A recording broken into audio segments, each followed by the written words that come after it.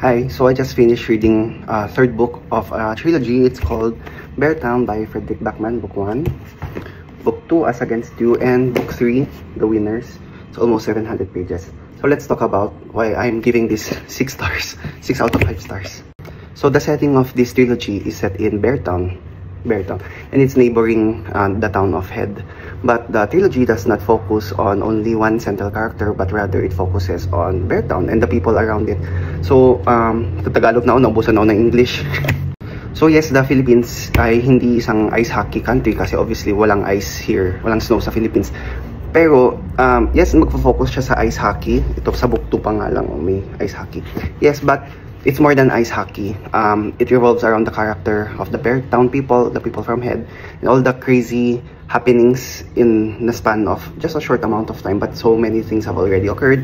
Tapos, iikot siya sa iba't ibang tao, not just on one character.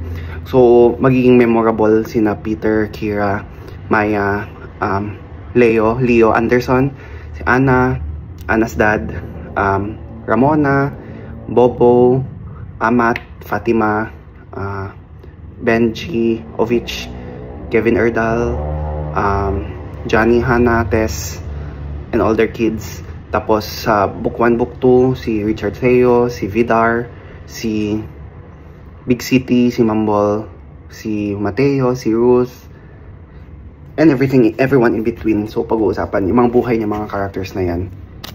So yung maganda sa books ni Fredrik Backman, napaka-unpredictable, like sa A Man Called Ove, My Grandmother Asked Me to Tell You She's Sorry, saka Brit Marie Was Here. So itong sa Beartown trilogy is just, yun nga, Beartown. Yes, may isang part dito sa book 1 na pinag-usapan yung training sa ice hockey na hindi ko masyado naiintindihan kasi nga terminology sa ice hockey. But hindi lang sa ice hockey iikot ang story.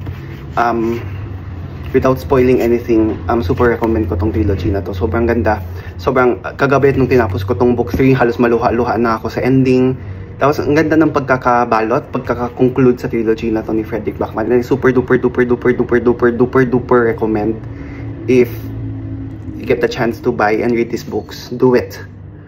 Okay?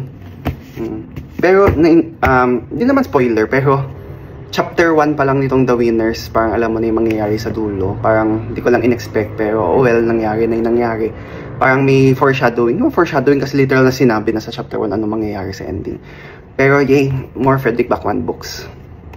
Ayan, pahabol. So basically, it all boils down to town pride. Hanggang saan naabot ang town pride mo. Tapos, when a crime is committed, kanino ka kakampi? To your ego, to your pride, or to the morally correct, or alam mong ano dapat ang tama mong gawin, ba't gagawin niyo ba talaga? So, it also revolves around loyalty, brotherhood, love, loss, brotherhood, sisterhood, being a team player, or being a lone wolf sa isang snowy town in Beartown. And Head, pero mostly Beartown.